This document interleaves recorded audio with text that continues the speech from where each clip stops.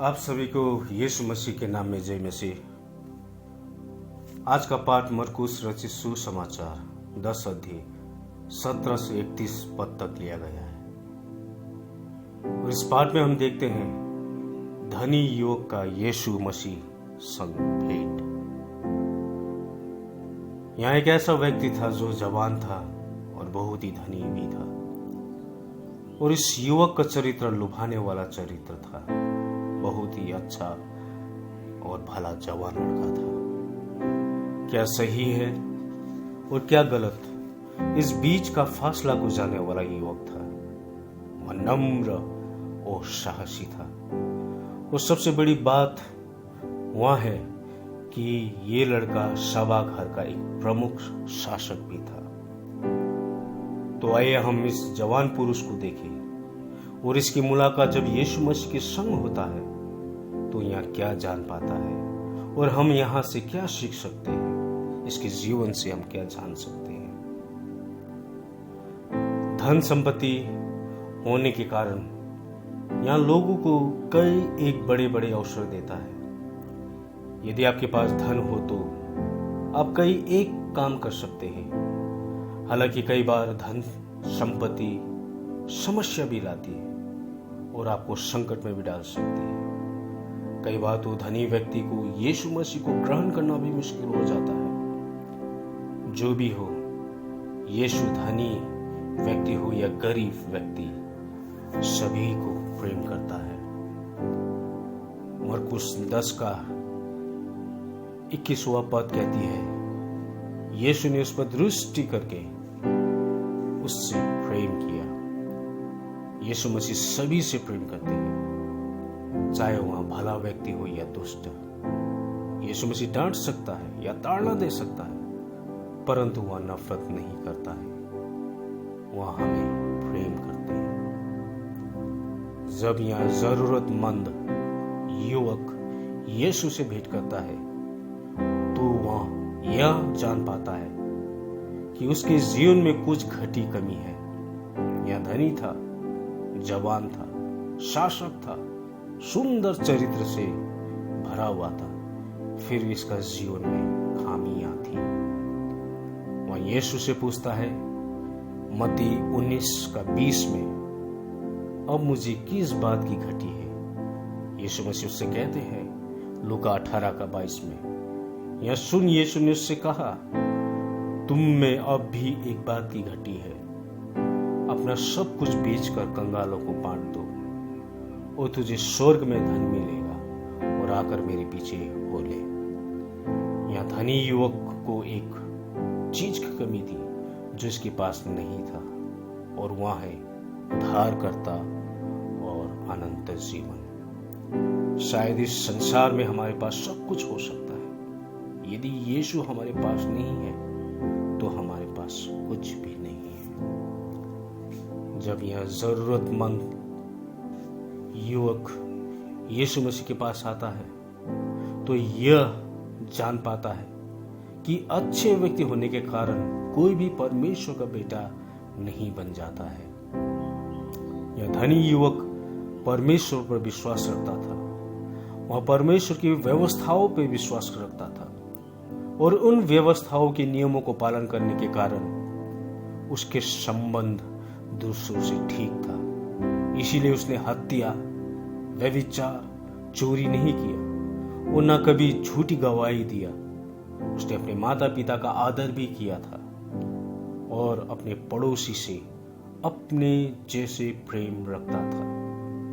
ये सब नियमों को मानने के कारण भी यह परमेश्वर का बेटा नहीं बन पाया। हमारे अच्छे कामों के कारण हमें उधार नहीं मिलती, परंतु यीशु मसीह को विश्वास करके जब हम उन्हें अपनाते हैं तब हम उसके बेटे बेटियां बनते हैं और अनंत जीवन हमें मिलता है। जब यह जरूरतमंद युवक यीशु मसीह के साथ भेंट करता है तब यह जान पाता है कि अच्छा या भला व्यक्ति भी गलत हो सकता है। वह भला युवक था, फिर भी उधार प्रति उसका विचार गलत प्रकार से था और बाहरी सम्मान से वह संतुष्ट था। उसे आंतरिक शुद्धता की आवश्यकता थी। उसे अच्छा बनने के लिए एक नया हृदय की जरूरत थी। केवल यह नहीं, उसका विचार यीशु प्रति भी गलत था। वह यीशु को अच्छा गुरु की ना ही जानता था, परंतु यीशु अच्छा गुरु से भी अधिक वह परमेश्वर है। उसका विचार धन संपत्ति प्रति भी गलत था। एक जरूरतमंद धनी युवक जब यीशु से मिलता है तो वह यह जानता है कि जीवन में स्वयं के अलावा एक दूसरे के नियंत्रण की आवश्यकता है। यदि हमें क्षमा, शांति और सामर्थ्य की आवश्यकता है तो ये बातों को हम अपने आप नहीं कर पाते हैं। इन बातों को संतुलन में लाने की जरूरत है। तो हमें यीशु की ओर फिरना होगा, क्योंकि सहायता उसी की ओर से आती है। जीवन की क्षमताओं और योग्यताओं को पूरा करने के लिए हमें प्रभु की सहायता और मार्गदर्शन की आवश्यकता है। हमें अपने से बड़े अधिकारी प्रभु की आवश्यकता है, जिसकी क्षमता महान है और जिसका प्रेम सर्वोच्च है। एक जरूरतमंद युवक यीशु के पास भेंट करता है और यह जान पाता है कि वह कुछ समर्पण करना होगा। जो चीजें उसे यीशु मसीह के पास आने में बाधाएं लाती है।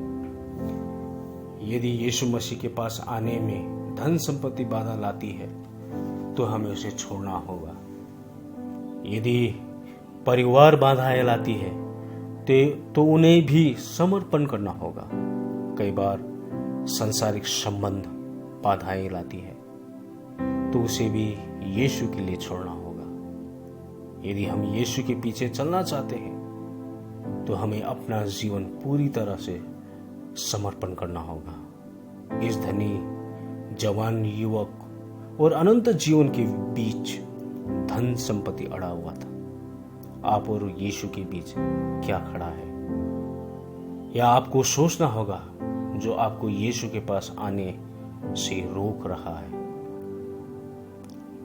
एक जरूरतमंद युवक यीशु के पास आता है और यीशु को इनकार करता है और यह जानता है कि यीशु को इनकार करने का मतलब है दुख भोगना या निराश होना।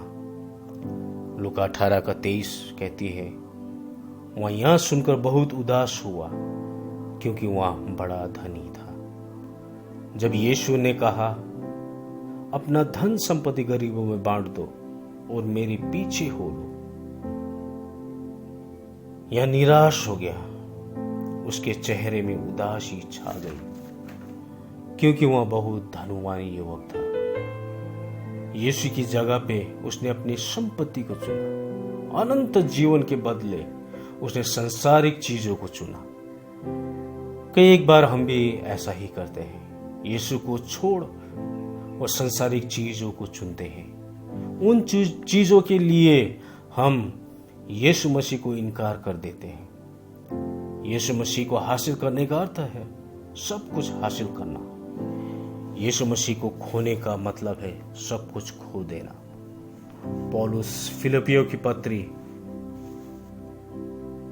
3:8 और 9 में यूं लिखता है, वरन मैं अपने प्रभु मसीह की पहचान की उत्तमता के कारण सब बातों को हानि समझता हूं, जिसके कारण मैंने सब वस्तुओं की हानि उठाई और उन्हें कूड़ा समझता हूं, जिससे मैं मसीह को प्राप्त करूं और उसमें पाया जाऊं, ना कि अपनी उन धार्मिकता के साथ जो व्यवस्था से है, वरन उस धार्मिकता के साथ जो मसीह पर विश्वास करने के कारण है और परमेश्वर की ओर से विश्वास करने पर मिलती है।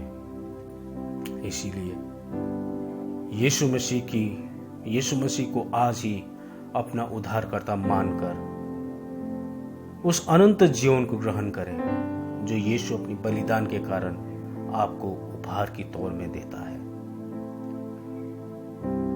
और अंतिम वचन पढ़कर मैं अंत करना चाहूंगा और यहां कहना चाहूंगा, आप सभी इस वचन पर गौर करें।